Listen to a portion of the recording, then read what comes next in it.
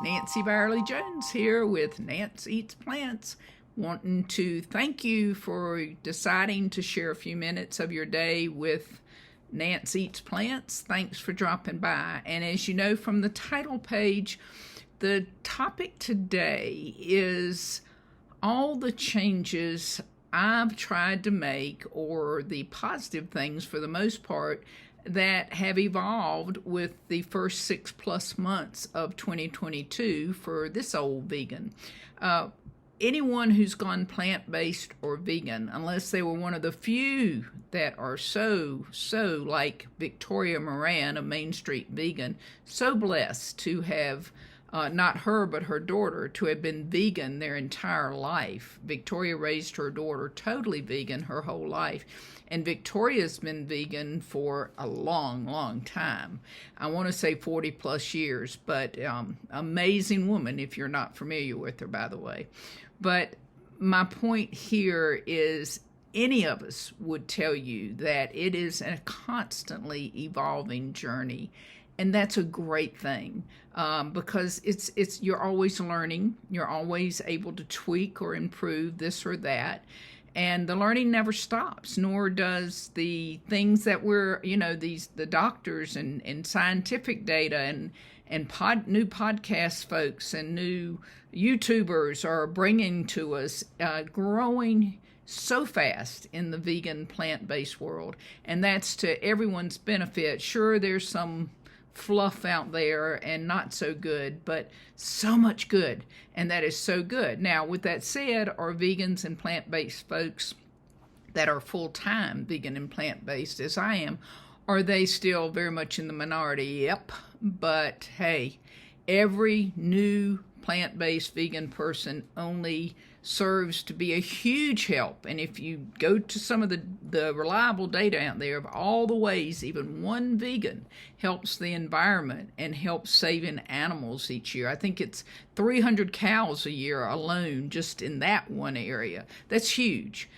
Just by going totally vegan. So, the world's changing. The world's starting to wake up to the joys, the benefits to so many things in our world, such as animals in our environment and our health. It's changing, but too slowly for those of us that are already plant-based and vegan, but we need to celebrate the changes that are happening. So I wanted to share the things that I can put on a list for you since 2022 started in ways that I've changed or things I've learned or whatever. Been an active year so far and a great one, and I'm grateful for the year at all. So let me get started with that list. First of all, I've just hit 18 months no alcohol. Now, I did not intend to totally give up alcohol when I decided to go alcohol-free for a month or so. Actually, I was going to just do 2 weeks when I started, but 2 weeks led to a month, etc. And it got to a point like, well, why? I'm doing just fine without a little bit of wine at night, and so I haven't gone back so far. Not saying I won't, but hey, and I did drink vegan alcohol, and mainly it was just vegan wine, I should say, but I haven't missed it, really. So I guess that's a good thing. Weight-wise, WEIGHT, I've lost, embarrassed to tell you I needed to, but I've lost a little over 30 pounds just this year. Very slowly, not with any dieting, just with cutting out the things that I've known for a long time as the pounds crept up. And the older you get, the harder it is to uncreep those dang pounds. But I knew what I was doing to make those pounds creep up, and I knew it wasn't age. It was me and decisions I was making about putting stuff that was not at all nutritious and too much of it into this mouth. Enjoyed the heck out of it, but the body didn't. So I got serious this year, and I guess that means I'm actually pulling off what I call a New Year's priority. I don't like the word resolution because it kind of gives us an excuse to ditch it, you know. Priority's a different thing. If we're serious about priorities we list or name and want to pull off, if we're serious about them, then we will. And so anyway, my weight loss priority for 2022 has worked very successfully, very slowly, I think. Let's see, it's been, what, 6 months? Yeah, 6 months almost. And I've lost, just over maybe 32 pounds. So that's pretty cool. Do I feel better? Yeah. What did I give up that was so wrong or so unnutritious for me? I only had to give up, and some people would say only, but I gave up chips of any kind, and I gave up desserts. I make some delicious vegan desserts, and there are a huge amount of vegan desserts we can all try and make, but I was eating them too often and too much, and definitely the chips I was letting get a little excessive. So I knew for a long time, I just didn't want to do it, that I needed to cut those two things out. And basically that's the main thing I've done to lose this weight, is cutting out those. Now, I also have done a good job this year of eliminating not all but most processed foods from my lifestyle. That is another thing easy to slip into as a vegan. And as I proved, vegans can get fat. I don't know if I could say I was fat, but I had obviously too much weight if I've lost 32 pounds. So vegans can eat unhealthy. Vegans can eat more unhealthy than a meat eater, folks, if you're really eating a lot of the wrong things, including processed food. So, be your own best friend and check that out if maybe you had some bad habits, have some bad habits like I did. Again, not to say I didn't enjoy every bite of those chips or the desserts, but I knew I needed to get them off my plate. Will I keep them off totally forever? I don't know. That wasn't my intent. My intent was to initiate a weight loss pattern versus the other way. Desserts for sure I won't keep off. However, I will be much more mindful of the word moderation when I have any desserts in the future. And if I should have any chips, I'm not sure if I will. But if I did, again, moderation. We get tired of that word, but hey, it's a great one, and it's one we all need to be very mindful of. So the weight loss has been great. The no oil. I've got a list here so I don't forget anything. I have cut out most of the oil in my diet, not 100%, mainly from encouragement from Rip's plantstrong.com podcast, which I think are excellent. He has excellent people guest on, and I just kept hearing it over and over and over about no oil. And so I started studying more about that, and I agree. I don't really need to put oil in my body if I can avoid it. Not totally oil-free, but getting pretty close now. That was another thing, I guess, definitely a diet change. I've always been active. I mean, we have donkeys and horses and dogs and cats, and walking has always been my sanity. We all sorts of different activities to keep active through my life. So that's not unusual. However, I realized at the start of 2022, I wasn't as mindful, again, there's that word, about how I needed to be active as I used to be. So I just kind of revved that up a little and made sure that I was, following more my own activity pattern. Being active is normal for me, but really getting a good cardio workout or good full body workout or whatever. One of the things I've added this year is rowing. Oh my gosh, I wished I'd done that long before. It's a very neglected machine in a lot of gyms, but it is truly the kindest on our joints and is a great full body workout. Now, if you get interested in it, I would caution you, I would beg you to go to YouTube, look for coaches like, let's see, it's called Dark Horse Rowing, and let's see, Training Tall Rowing on YouTube. But get yourself some great instruction or a real coach for learning the techniques of rowing. running and walking are natural for us as humans, and we're blessed to be able to do it because a lot of people can't, right? But rowing is a new technique that we must learn the fundamentals of and practice those fundamentals. Don't let that scare you away.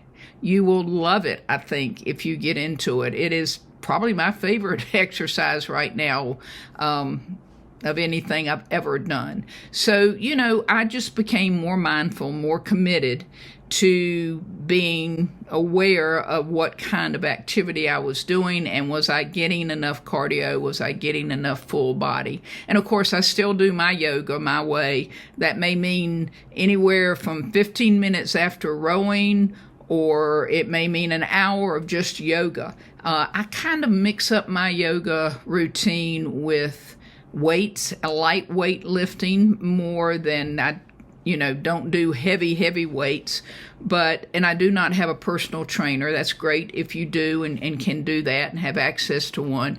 But I do have the Yoga for Dummies book, if you've never heard of it. But anyway, do yoga carefully as well, but I cannot. Been doing yoga for, 35 years. It's, again, like walking, been a sanity buster, not sanity buster, but a sanity saver for me, and not to mention how it's helped all my back issues to almost be non-issues just because of the stretching and the mental vacations you get from doing yoga. You cannot do it safely without being totally focused.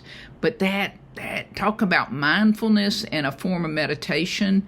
If you've never tried yoga, don't be scared off if you're not a class person. Just commit to 5 minutes and learning it again safely in the fundamentals, and start slowly and be your own best friend again. It will be a gift of gifts that you give yourself. So that's still a big part of my life. So let's see, what would be next on my list? We've talked about mindfulness.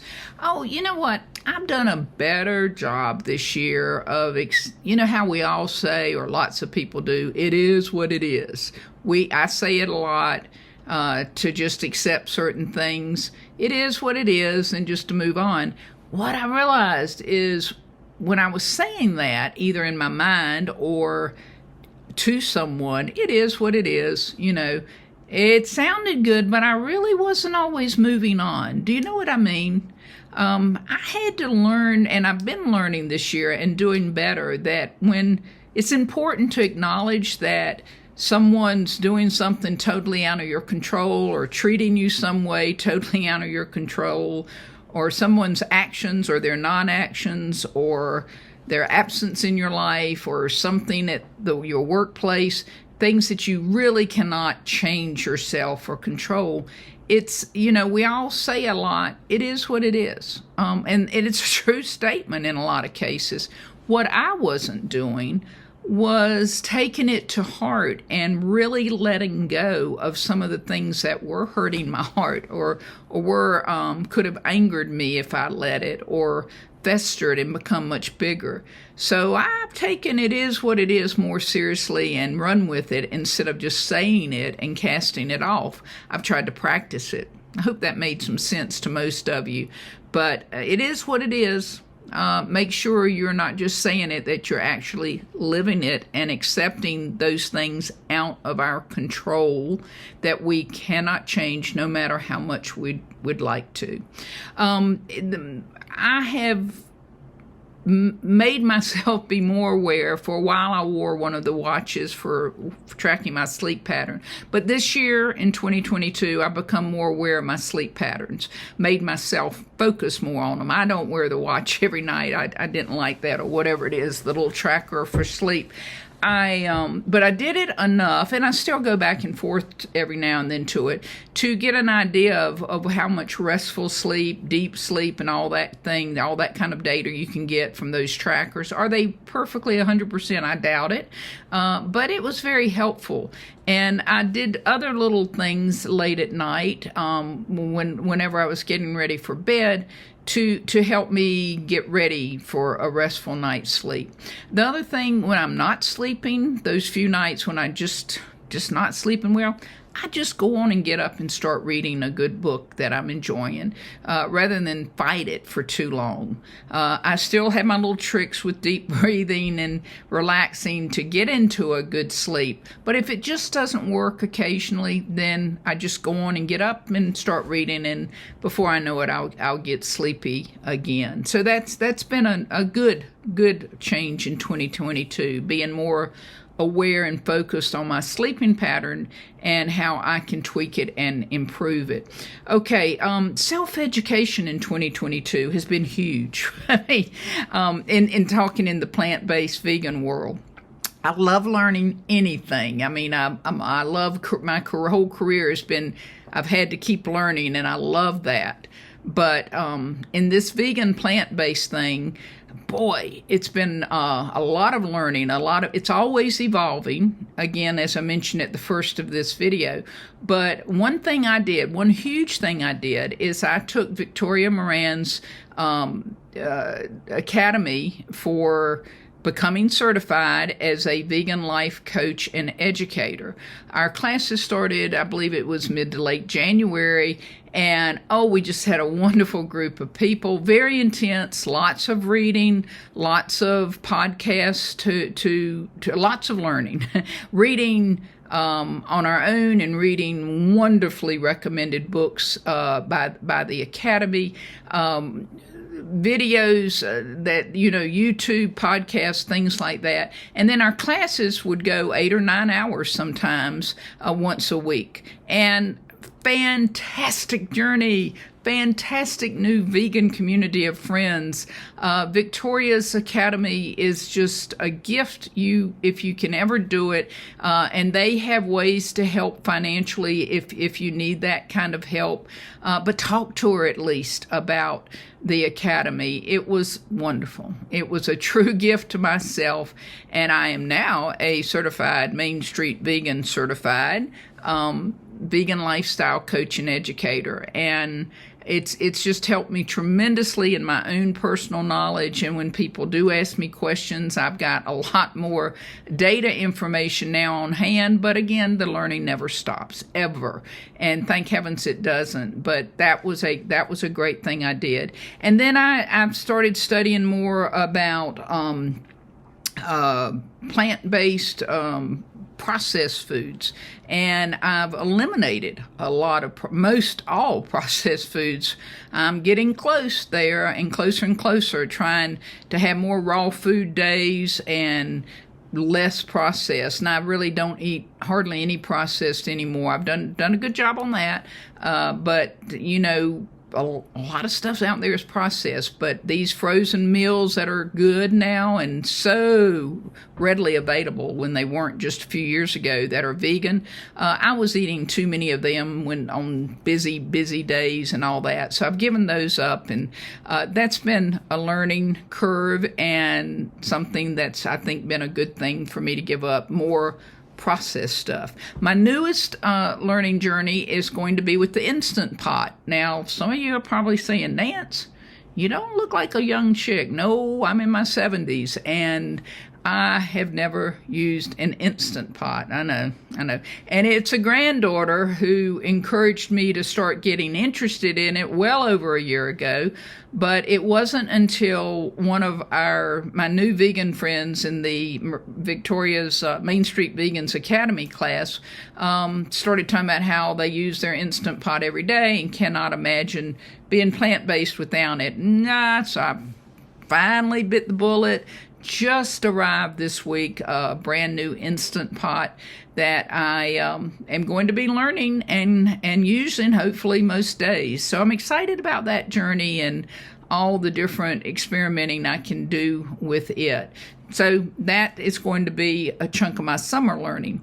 I have done probably more work this year than some others on trying to keep my heart and myself open to people who, especially in today's world with all the political division and COVID, all the ways it's been politicized, sadly. But I'm trying so hard to do a much better job at keeping my heart and myself open to not shutting the door on people I don't agree with or who have hurt or angered me, or just have such different views than I do, that you just sit there and go, how can we be in the same planet and think this differently? I'm trying so much harder that I hope I always have, but I know this year I've really focused, because of a few situations, on not being judgmental, to keeping myself and my heart open to people that we may see things differently, but that I really want in my life. Now, if I don't want them in my life and they're just really a whatever, that's a different story. But I'm talking about, our friends and our family that we do want in our lives, but we're very different people, of course. All of us are unique. And it's so easy to slam a door sometimes and say, you think it's simpler for life just to slam it and go your way and let them go theirs. But there are just some people, there's no way you really want to slam that door. And so we have to put away our pride. We have to put away judgmental. You have to put away our resistance to certain things and just find a new way to communicate and to try to help show them how you would like to communicate, and ask them how they would like to communicate, and what kind of ways do you need to tweak your relationship so you can communicate in a more healthy way. We hear about couples in counseling and, things like that, if they're married and going through counseling, and that's a great thing. What my point is here, we don't hear about other, like counseling and really focusing on help for people who may just be friends, or maybe a mother-child relationship. We need to make sure that we're keeping our hearts open and ourselves open, or I needed to do better at that, to those people that I don't want to lose in my life. But I do want to understand better, and I do want them in my life. So that doesn't mean that they need to change or I need to change, but we need to change how we handle our relationship and be mutually respectful of one another in order to do that. So that's been something good this year. I am, getting, let's see, I can't even read my list good here. Just not feeling bad about how, or judging how somebody may decide to handle the COVID risk out there that just don't seem to go away, or being embarrassed by my being possibly overly cautious in some people's mind. You know what? We've just got to respect each other. I still wear a mask at most at all indoor places if they're public places. I, don't go to big gatherings inside still. I only go to outdoor gatherings and keep my distance, and it's okay. It's okay, now we're seeing more and more people obviously not wearing masks, and that really concerns me because of long COVID and the way we never know how it might affect someone, and it could be very serious for someone while someone else has had no symptoms or very mild ones. And so that gives us a kind of a complacency, or some people, about COVID. And, that's a bit scary for our world yet, because we definitely don't have it totally under control yet by any means. So just learning not to be judgmental of people who handle that differently than I do, or reminding myself not to be judgmental. I don't think I ever have been on that one. But not being embarrassed for my ways of protecting myself either. So that's been and again, you never get too old to learn how to maybe do things a little better, a little stronger than you have before. I think that there are a lot of other things that have been great about this year and positive changes in 2022. But you probably, if you've gone this long, bless you and thank you. But I will stop there and just thank you again for sharing part of your day. Hope you'll leave in comments what your positive changes have been. I've spoken on other videos about prior great changes, like my lab results, my huge drop in cholesterol once I went vegan, having more energy, feeling so much better, never ever wanting to go back to how I ate before. Knowing you're helping, doing your a little part at least in helping save animals and helping the environment. So the positives go on and on and on, not to mention delicious food that if you're eating properly, you can eat just about as much as you want to. Those are in other videos, but add your comments. I really don't, the only con I can tell you about going plant-based that has been a repetitive con, and any vegan might agree with me on this, but the only con is getting that age-old question, and how do you get your protein? There are a lot of answers for that. Won't go into that here, but I understand. Fair question, really, but you just hear it so much, and it's so easy to get too much protein as a vegan, but there are no cons. There just are no cons. And if someone's asking me if I get too much protein, well, great. Maybe it will open up conversation when they're ready to discuss more about my journey. And let's not ever forget, everyone has their own timing about when it's right for them to test out the plant-based world or go full cold tofu, as I heard on one of Victoria Moran's podcasts. We can't push others to do what we know has been great for us, and we want so bad to help folks get there, but they have to do it on their own timing. So you know what? When I rethink that old con about, and how do you get your protein, Nance? I'm going to look at that as a gift now every time I hear it. That just changes my whole attitude about it, as a gift to maybe opening up a door that might stay open to help someone else in their journey of going plant-based or vegan.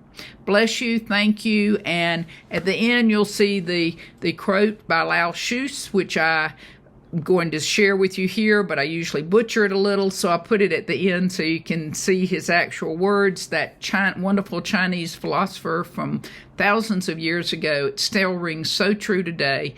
And in our fast-paced 90-mile-per-hour worlds, we all usually need to hear it often. I certainly do. And that is, nature never rushes, and yet everything gets done. So I hope we can all slow down our days. Thank you again for sharing part of yours with me. Over and out.